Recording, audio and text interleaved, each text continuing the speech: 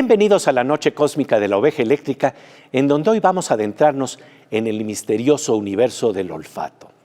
En esta ocasión tendremos una interesante charla con Laura López Mascaraque, destacada neurocientífica, investigadora en el Instituto Cajal del Consejo Superior de Investigaciones Científicas en Madrid, España, quien nos habla del enorme mundo creativo que pueden descubrir nuestros sentidos al abrirnos a nuestras capacidades olfativas de alta definición.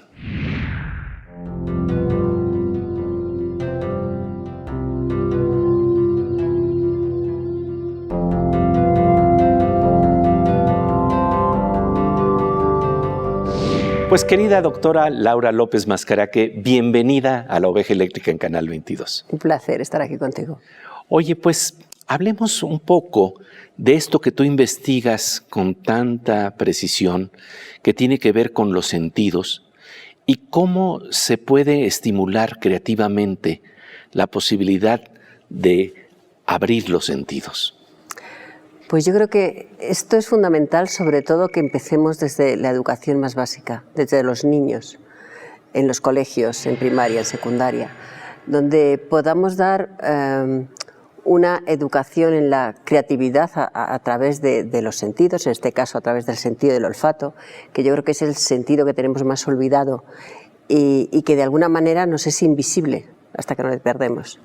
Entonces, a mí me gustaría que hubiese una cuarta dimensión, ¿no? Una tercera dimensión en esta enseñanza, ¿no? Entonces, de alguna manera, el provocar que los niños, incluso por supuesto los adultos, ¿no? Podamos llegar a oler algo e intentar diferenciarlo. Es decir, tú planteas una serie de olores, muestras una serie de olores, y no me hace falta que me digas qué es ese olor, sino que me des un descriptor de ese olor. Es decir, los olores, lo fundamental que tienen es que están evocando emociones, evocando recuerdos. Los niños evocan mucho menos recuerdos, sino que van aprendiendo, van empapándose de ello. Con lo cual, muestras una serie de olores, qué te evoca eso, qué te dice eso, y luego, por ejemplo, mostrarles un cuadro. Ajá.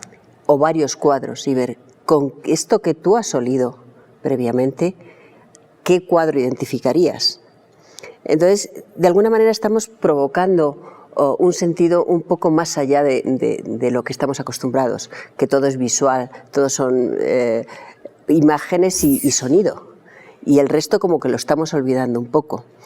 Y además provocarlo esto en el sentido de que yo ahora mismo tengo un poco miedo en este sentido, porque las redes sociales nos van a incluso evitar mucho más ese sentido, lo vamos a invisibilizar mucho más, hasta que los ordenadores, que espero en un futuro, o los móviles puedan transmitirnos los olores, vamos a perder mucho más. Y realmente la juventud está demasiado empapada, incluso muchos de nosotros, ¿no? Demasiado empapada en las redes sociales, en las tecnologías, con lo cual la interacción es mucho más mínima. Entonces este sentido químico lo vamos a perder, esas moléculas que hay en el ambiente y de alguna manera nos interrelacionan unos con otros, lo vamos a perder. ¿Y cómo se estimula la creatividad? Por ejemplo, tú estás pensando en algunos ejercicios específicos, ¿no? Sí, sería pues eso, el buscar una serie de olores determinados, de aromas, que me describas una situación, que me describas qué te recuerdan. Te huele al mar, te huele al bosque, a un bosque, te huele a tu abuela, al armario de tu abuela, a la comida que hacía tu madre. Me da igual cómo me lo describas, pero que eso luego nos lleve a relacionarlo, por ejemplo, con un cuadro determinado. Qué bonito. Y de esta manera vamos acercando un poco, vamos un poco provocando que el olfato sea parte de nosotros. Y creo que eso puede ser interesante. ¿Y estamos hablando de que el ser humano puede detectar más de 1 billón de olores? Sí, puede detectar millones de olores. Millones. Claro, porque tenemos que tener en cuenta que cada olor tiene una serie de características y la forma que lo percibimos va a depender de muchas propiedades, como por ejemplo cuál es la concentración del olor. Si ese olor está a una concentración alta o está baja, puede oler completamente distinto de alguna manera un olor como por ejemplo el indol puede oler a jazmín en concentraciones bajas, mientras que si lo subimos de concentración nos puede oler completamente a podrido, a pescado podrido. Entonces, además, por otro lado, cada olor no es una molécula, es una combinación de muchas moléculas. Con lo cual, dependiendo de las moléculas que te estén llegando aquí a estas neuronas que tenemos aquí en la nariz, las únicas neuronas que están en puro contacto con el exterior, vamos a percibir algo completamente distinto. Entonces, si tú haces un análisis de muchos odorantes distintos con personas distintas, podemos detectar hasta 1 billón de olores. Podemos detectar hasta 1 billón de olores. Estamos hablando de todo un universo que se nos abre para percibir lo que nos rodea, incluyendo la compatibilidad con nuestra pareja. Después del corte, seguiremos conversando con la doctora Laura López Mascaraque sobre este interesante tema. Mientras tanto, pasamos a una sección con nuestra querida compañera Aura López, que nos habla de investigaciones de vanguardia y proyectos vinculados al conocimiento que se impulsan hoy en día en nuestro país.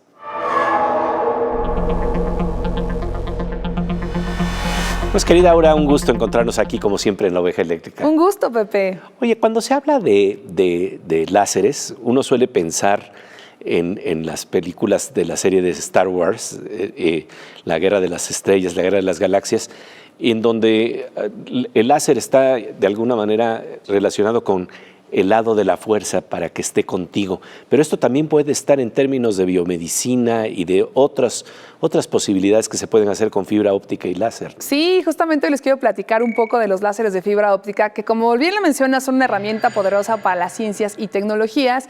Y tratando de explicarlo de una forma muy sencilla, imaginen que estos láseres son como haces de luz especiales que se usan para cosas importantes como enviar información por internet, cortar materiales en fábricas o incluso en medicina. Y es ahí donde entra el trabajo de la doctora Rosa Elvia López Estopier de la Universidad Autónoma de San Luis, quien con apoyo del CONACYT desarrolla dispositivos de fibra óptica que hacen fuentes de luz que operan en una región infrarroja del espectro a 2 micras de longitud de onda. Esta tecnología sirve para aplicarlos justamente en ámbitos de telecomunicaciones, micromaquinado industrial y biomedicina, y su investigación destaca que los dispositivos son más eficientes, se producen de forma local y su diseño y realización se adecúa a las necesidades que vayan surgiendo ante la ciencia y que son tecnologías hechas en México. Pues esto es muy importante y estamos hablando entonces de que la fuerza de la fibra óptica y el rayo de luz láser esté contigo y esté con nuestra tecnología y con el conocimiento científico que es necesario impulsar en nuestro país. Muchas gracias, Pepe. querida Aura. Que la fuerza esté con nosotros. Así es. Muchas gracias, querida Aura. En un parpadeo cósmico, volvemos a La Oveja Eléctrica para seguir conversando con Laura López Mascaraque, destacada científica española, sobre el misterioso mundo del olfato que nos puede revelar incluso por qué sentimos que tenemos buena química con nuestros amigos o parejas.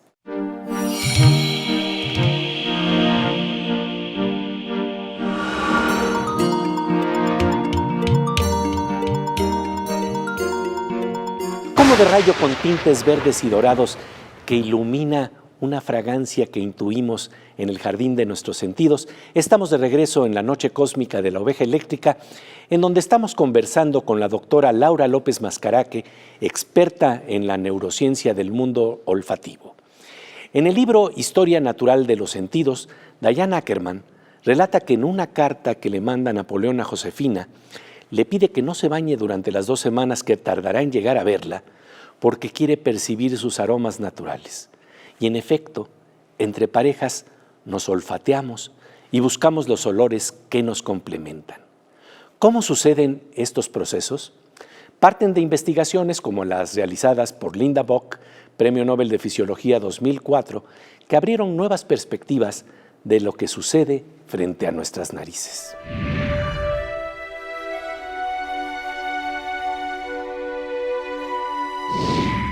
Y todo este estudio se acelera justamente por las investigaciones de Linda Bock, entre otros. Sí, ellos vieron que había muchísimos genes implicados en la codificación de unas proteínas, de las proteínas receptoras, es decir, de esas proteínas, de esos receptores que se encuentran en estas neuronas que os digo que tenemos aquí en la nariz. Y lo que vieron fue que, por ejemplo, en humanos existen 900 genes implicados en el olfato, de los cuales funcionales tenemos 396.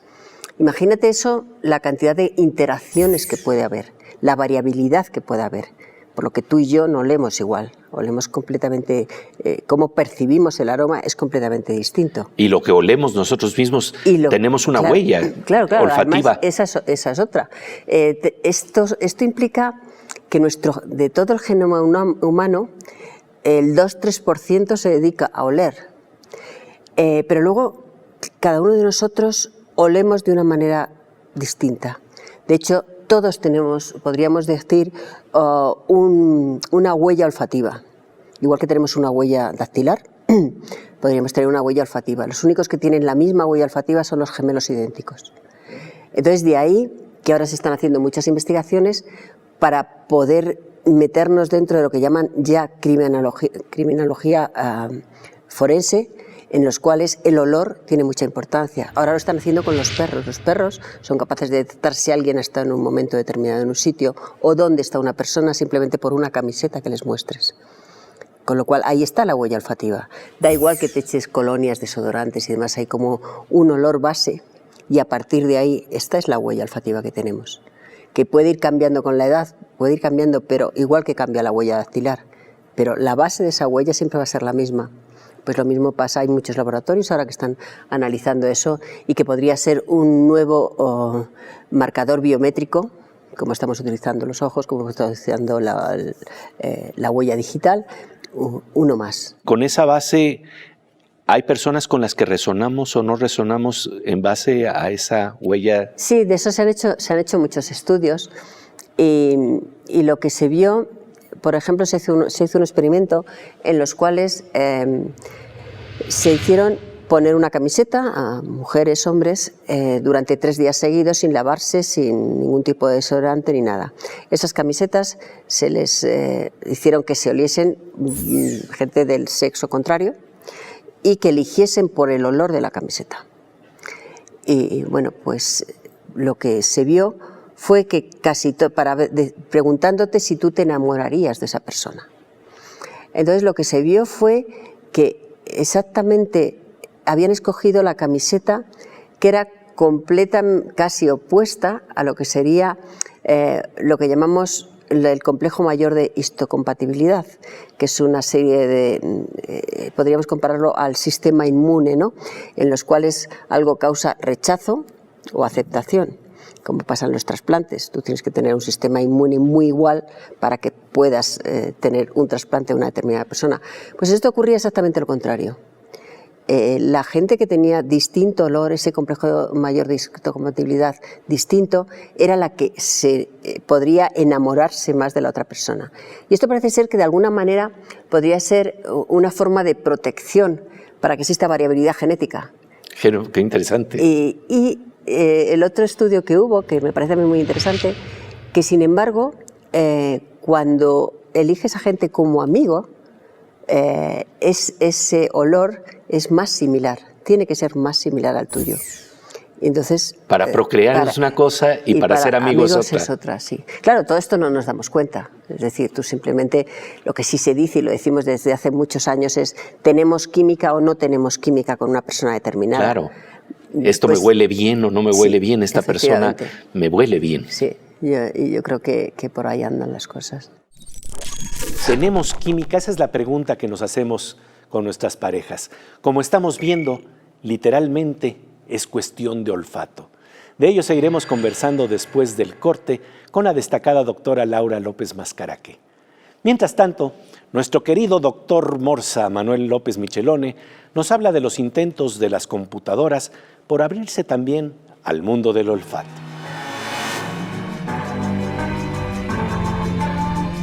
Querido Morsa, encantado de encontrarnos nuevamente aquí en estos espacios cósmicos de la oveja eléctrica, ¿no? Así es, Pepe, sí, es fantástico.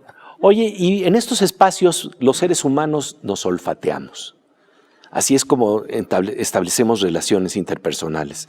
Nos olemos. ¿Las máquinas ya también nos pueden oler? Bueno, desde luego los hay para detectar humo, pero no huelen el humo, detectan de otra manera. Pero el caso está en que tratan de simular un poco la capacidad que tienen algunos animales para oler. Si nosotros logramos hacer eso, pues vamos a extender nuestras capacidades. De hecho, llegué a una conclusión el otro día. El hombre es un animal que usa herramientas. Usa herramientas en todo. Bueno, no quiero decir aquí, pero son herramientas. Todos son herramientas, ¿no? Entonces, vamos a tener más herramientas cada vez más sofisticadas, ¿no? Más sutiles y que nos van a dar más información del mundo en que vivimos. Para decir al entrar en un cuarto, huele bien. Ajá. Exactamente, Pepe. ¿Sí? Pero huele bien en el sentido de la atmósfera que se respira en ese lugar con las personas que viven en ese lugar. Como siempre, querido Morsa, un gusto estar contigo aquí en La Oveja Eléctrica. Muchas gracias, Pepe. Después de un parpadeo, volvemos a La Oveja Eléctrica, en donde estamos conversando con la neurocientífica española Laura López Mascaraque sobre el misterio de un asombroso mundo olfativo que a veces ni siquiera sabemos nombrar. Volvemos enseguida.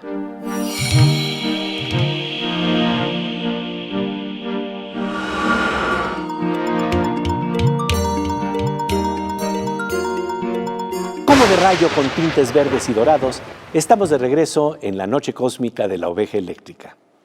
Estamos conversando con la doctora Laura López Mascaraque, una de las principales autoridades científicas españolas sobre el sentido del olfato, acerca de un mundo de alta definición que está literalmente frente a nuestras narices, pero que no sabemos distinguir y nombrar. No sabemos identificar la diversidad olfativa del mundo que nos rodea.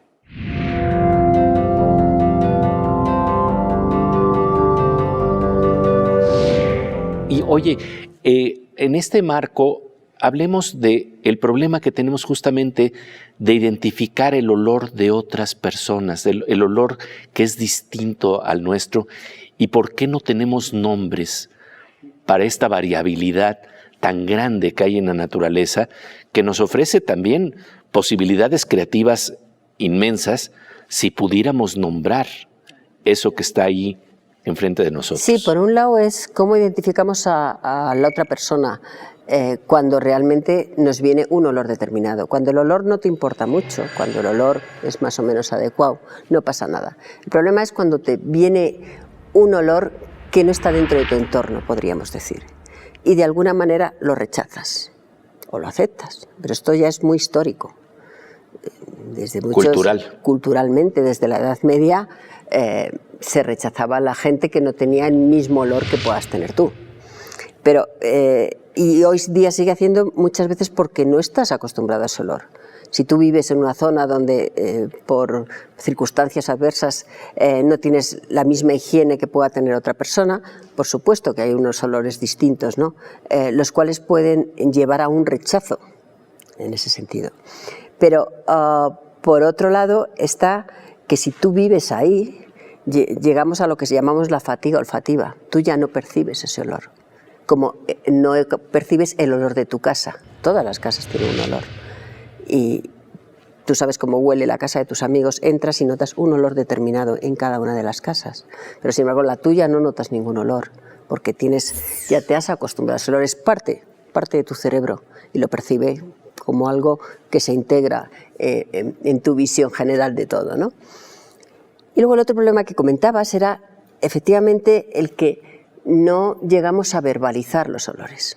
Es decir, siempre los olores los nombras de forma totalmente indeterminada. Huele como a, pero no le pones un nombre. Eso a mí me ha llamado de siempre muchísimo la atención. Y de hecho, cuando empiezas a ver distintas culturas, ves que hay culturas que de alguna manera les importa mucho más el olor, les importa mucho más todo lo relacionado con el mundo olfativo. Y es curioso porque hay un estudio del año 21 en el cual han analizado en todo el mundo distintas civilizaciones y distintas culturas, tanto modernos como antiguos, pero civilizaciones vivas, las cuales todavía conservan muchas palabras que definen un olor y que nosotros no sería posible traducirlo a nuestra lengua, porque no existe como tal.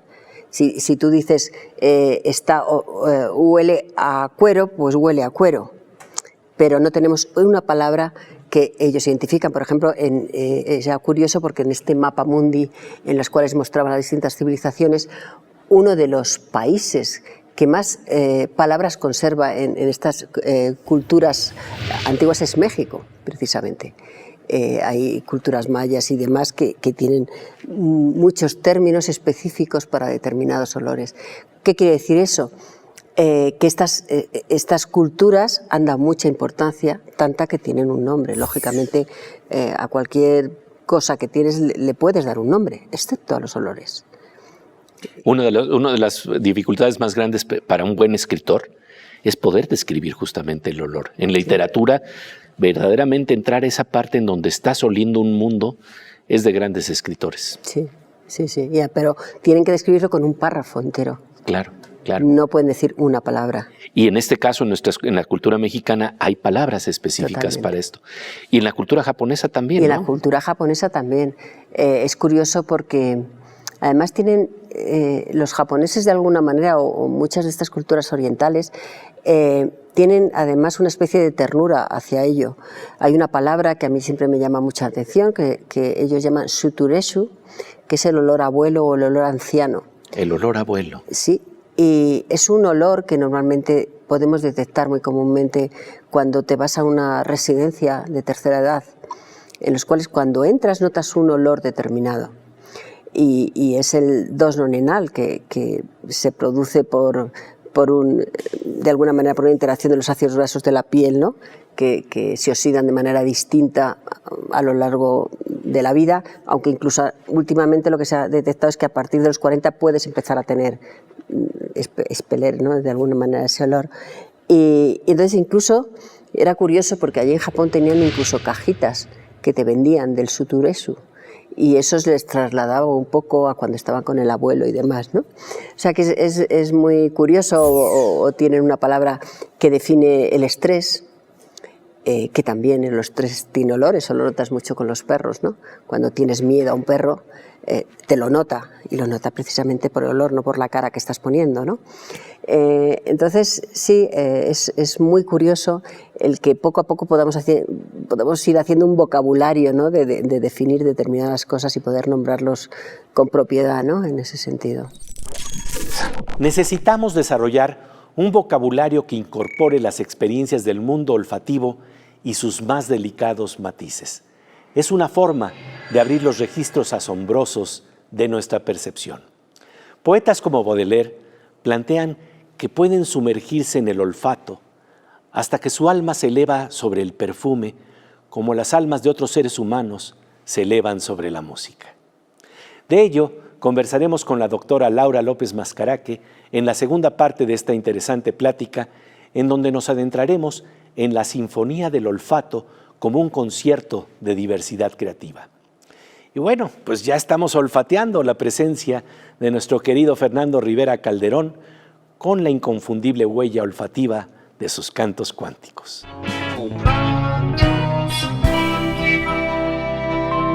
Querido Fernando Rivera Calderón. ¿Qué onda, Pepe? ¿Cómo estás?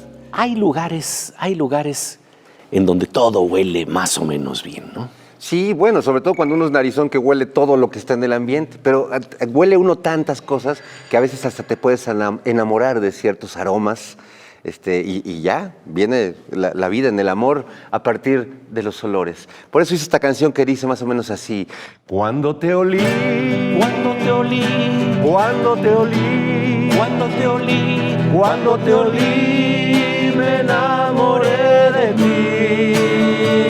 Cuando te olí, cuando te olí, cuando te olí, cuando te olí, cuando te olí, me enamoré de ti.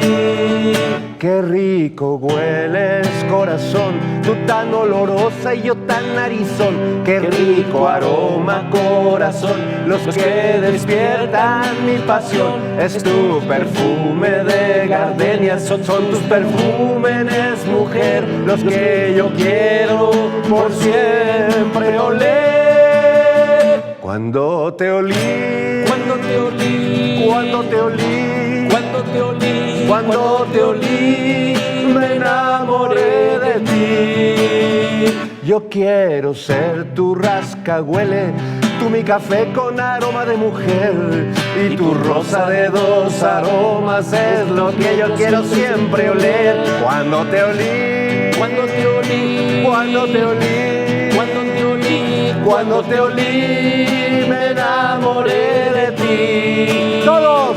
Cuando te olí, cuando te olí, cuando te olí, cuando te olí, cuando te olí, me enamoré de ti.